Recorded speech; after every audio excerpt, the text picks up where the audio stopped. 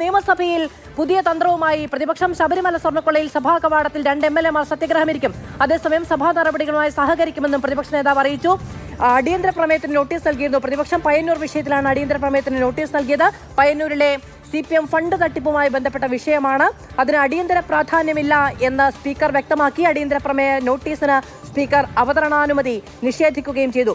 Notice പരിഗണനാ യോഗ്യമല്ല, സബ്മിഷനായി വേണമെങ്കിൽ ഉന്നയിക്കാം എന്നുള്ളതാണ് സ്പീക്കറുടെ നിലപാട്. ആ വിഷയം ഗൗരവതരമായ വിഷയമാണ് എന്നുള്ളതാണ് പ്രതിപക്ഷ നേതാവ് VD സതീശന്റെ നിലപാട്. ഏതു വകുപ്പ് അനുസരിച്ചാണ് സ്പീക്കറുടെ നടപടിയെന്ന് VD സതീശൻ ചോദിക്കുന്നു. പ്രതിഷേധിച്ചവരെ തല്ലി ഭീഷണിപ്പെടുത്തി ഏത് വ്യവസ്ഥ പ്രകാരമാണ് അനുമതി നിഷേധിച്ചത്, മറ്റു നടപടി എന്ന് ചോദിക്കുന്നു. പ്രതിപക്ഷത്തിന് പ്രതിഷേധം സഭയിലുണ്ടായിരിക്കുന്നു. മറ്റ് നടപടികളിലേക്ക് സഭ കടന്നിരിക്കുകയും ചെയ്യുന്നു. പ്രശാന്ത് കൃഷ്ണ വിവരങ്ങളുമായി നമ്മളോടൊപ്പം ചേരുകയാണ്. പ്രശാന്ത്, പയ്യന്നൂരിൽ CPM-ന്റെ ഫണ്ട് തട്ടിപ്പുമായി ബന്ധപ്പെട്ട പ്രശ്നങ്ങൾ ഉണ്ടാകുന്നു. CPM-ൽ നിന്ന് ഒരാൾ പുറത്തു വന്ന് ഈ കാര്യങ്ങൾ വിളിച്ചു പറയുന്നു. അതിനെതിരെ സമരം നടത്തിയ ആളുകളെ തല്ലിച്ചതച്ചു എന്ന് ആരോപിച്ചുകൊണ്ട് അടിയന്തര പ്രമേയത്തിന് പ്രതിപക്ഷം നോട്ടീസ് നൽകുന്നു. അടിയന്തര പ്രാധാന്യമില്ല എന്ന സ്പീക്കർ നിലപാടെടുക്കുകയും അവതരണാനുമതി തള്ളുകയും ചെയ്തിരിക്കുന്നു. പിന്നീട് സഭയിൽ സംഭവിച്ചെന്താണ്? സഭയിൽ ഇപ്പോൾ ബഹളം നടക്കുകയാണ്. ഒരു വശത്ത് സഭാ നടപടികൾ നടക്കുന്നു, ശ്രദ്ധ ക്ഷണിക്കൽ നടക്കുന്നു. പയ്യന്നൂർ രക്തസാക്ഷി ഫണ്ട് തട്ടിപ്പ് ഈ വിഷയം സഭയിൽ ഉന്നയിക്കാൻ, രാഷ്ട്രീയ ചർച്ചയാക്കാൻ വേണ്ടി തന്നെയാണ് പ്രതിപക്ഷം ഇന്ന് ഈ വിഷയം അടിയന്തര പ്രമേയ നോട്ടീസായി കൊണ്ടുവന്നത്. റൂൾ 50 ആയി കൊണ്ടുവന്നത് സജീവ് ജോസഫ് MLA ആയിരുന്നു. അത് ഈ പ്രതിപക്ഷം അത് കണക്ക് കൂട്ടിയതാണ്. അതായത് പയ്യന്നൂർ രക്തസാക്ഷി ഫണ്ട് തട്ടിപ്പ് സഭയിൽ അങ്ങനെ ഒരു അടിയന്തര പ്രമേയ നോട്ടീസ് വന്നാൽ അതിന് അനുമതി കിട്ടില്ല എന്ന് ഉറപ്പുള്ളത് കൊണ്ട് തന്നെ പയ്യന്നൂരിൽ ഈ രക്തസാക്ഷി ഫണ്ട് തട്ടിപ്പുമായി ബന്ധപ്പെട്ട ഇന്നലെ പയ്യന്നൂരിൽ നടന്ന കോൺഗ്രസിന്റെ പ്രതിഷേധ മാർച്ച്, ആ മാർച്ചിന് നേരെ CPM-കാർ നടത്തിയ അതിക്രമം, അങ്ങനെ ആ സംഘർഷം ഇതിലെ പോലീസിന്റെ നിഷ്ക്രിയത, ഈ വിഷയം ഉന്നയിച്ചാണ് അടിയന്തര പ്രമേയം കൊണ്ടുവന്നത്. ഇത് സഭ നിർത്തിവെച്ച് ചർച്ച ചെയ്യണമെന്ന വിഷയമാണ് പ്രതിപക്ഷം കൊണ്ടുവന്നത്. ഈ വിഷയം സഭയിൽ ഉന്നയിക്കുന്നതിലൂടെ തന്നെ പയ്യന്നൂർ ഈ ധനരാജിന്റെ രക്തസാക്ഷി ഫണ്ട് തട്ടിപ്പ്, അതുപോലെ TI മധുസൂദൻ MLA-യുമായി ബന്ധപ്പെട്ട ക്രമക്കേടുകളും തട്ടിപ്പ് CPM-നെ വലിയ തോതിൽ പ്രതിസന്ധിയിലാക്കുന്ന വിഷയം സഭയിൽ ഉന്നയിക്കാൻ പ്രതിപക്ഷം കണ്ടെത്തിയ ഒരു വഴിയാണ്. അതുകൊണ്ട് തന്നെ അത് മനസ്സിലാക്കി തന്നെയാണ് സർക്കാരിന്റെ മനസ്സറിഞ്ഞുകൊണ്ട് തന്നെ പാർട്ടിയെ പ്രതിസന്ധിയിലാക്കുന്നത് ഒഴിവാക്കാൻ തന്നെയാണ് ഈ നോട്ടീസിന് തന്നെ അനുമതി നിഷേധിക്കപ്പെട്ടത്. അതുകൊണ്ട് തന്നെ ഈ നോട്ടീസ് പരിഗണനയ്ക്കെടുത്ത ആദ്യം തന്നെ സ്പീക്കർ AN ഷംസീർ വിശദീകരിച്ചത് ഇത് അടിയന്തര പ്രാധാന്യമുള്ള വിഷയമല്ല, ഇത് അടിയന്തര പ്രമേയ നോട്ടീസായി പരിഗണിക്കാൻ യോഗ്യമായ വിഷയമല്ല എന്നാണ് പ്രതിപക്ഷ നേതാവ് ഉന്നയിച്ചത്. അതുകൊണ്ട് തന്നെ സ്പീക്കർ ഉന്നയിച്ചത്. അതുകൊണ്ട് തന്നെ സ്പീക്കറുടെ ആ റൂളിംഗിൽ സ്പീക്കർ പറഞ്ഞത് ഇത് വേണമെങ്കിൽ പ്രതിപക്ഷത്തിന് സബ്മിഷനായി ഉന്നയിക്കാം. സബ്മിഷനാകുമ്പോൾ ഈ വിഷയം ഉന്നയിക്കുമ്പോൾ മുഖ്യമന്ത്രിയുടെ ഒരു മറുപടി മാത്രമാകും. പക്ഷേ അടിയന്തര പ്രമേയ നോട്ടീസ് ആകുമ്പോൾ അടിയന്തര പ്രമേയ നോട്ടീസിന് അനുമതി നൽകിയാൽ ആ നോട്ടീസ് വിഷയം ഉന്നയിക്കുന്ന സജി ജോസഫിന് വിശദമായി ഈ വിഷയം സംസാരിക്കാം. അതിനുശേഷം പ്രതിപക്ഷ നേതാവ് സംസാരിക്കും, മുഖ്യമന്ത്രി സംസാരിക്കും. അങ്ങനെ ആകെ മൊത്തം ഈ വിഷയം പയ്യന്നൂർ രക്തസാക്ഷി ഫണ്ട് തട്ടിപ്പുമായി ബന്ധപ്പെട്ട വിഷയങ്ങൾ, ക്രമക്കേടുമായി ബന്ധപ്പെട്ട വിഷയങ്ങൾ സഭയ്ക്കകത്ത് വലിയ ചർച്ചയാക്കാൻ പ്രതിപക്ഷത്തിന് സാധിക്കും. അതുകൊണ്ടാണ് നോട്ടീസിന് തന്നെ അനുമതി നിഷേധിച്ചത്. ഏതായാലും ഇത് ഈ സ്പീക്കറുടെ ഈ തീരുമാനത്തോട് മറുപടി പറഞ്ഞ പ്രതിപക്ഷ നേതാവ് VD സതീശനാകട്ടെ ഗൗരവതരമായ വിഷയമാണ് ഈ പ്രതിപക്ഷം ഉന്നയിച്ചത്. ഇതിന് അനുമതി നൽകാത്ത വിഷയത്തിലുള്ള പ്രതിഷേധം അദ്ദേഹം പ്രകടിപ്പിച്ചു.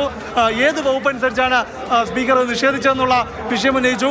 പ്രതിഷേധിച്ചവരെ തല്ലിച്ചതച്ച വിഷയമാണ് പ്രതിപക്ഷം ഉന്നയിക്കാൻ ശ്രമിച്ചതെന്ന് VD സതീശൻ ഉന്നയിക്കുകയുണ്ടായി. ഏതായാലും സ്പീക്കർ നോട്ടീസിന് അനുമതി നിഷേധിച്ച കാര്യം വിശദീകരിച്ചുകൊണ്ട് തന്നെ അടുത്ത സഭാ നടപടികളിലേക്ക് പോയി.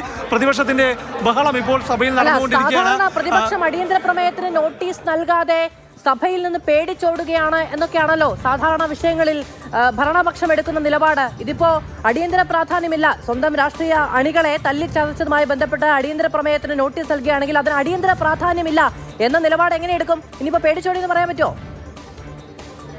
സർക്കാരിന് തിരിച്ചടിക്കാൻ ആയുധങ്ങളില്ലാത്ത വിഷയങ്ങൾ വരുമ്പോൾ ഇത്തരത്തിൽ അടിയന്തര പ്രമേയ നോട്ടീസ് നൽകാതെ പ്രതിപക്ഷം ഒളിച്ചോടുന്നു എന്ന വിഷയം വരും. ഇപ്പോൾ ശബരിമല സ്വർണ്ണക്കൊള്ളയുമായി ബന്ധപ്പെട്ട വിഷയത്തിൽ പ്രതിപക്ഷം അടിയന്തര പ്രമേയ നോട്ടീസിന് നൽകാതെ ബഹളം വച്ചു എന്ന വിഷയം ഉന്നയിച്ചായിരുന്നു. അന്ന് ഭരണപക്ഷം ഒന്നടങ്കം ഈ വിഷയം, അതായത് അടിയന്തര പ്രമേയ നോട്ടീസായി എന്തുകൊണ്ട് നൽകിയില്ല എന്ന് പറഞ്ഞത്.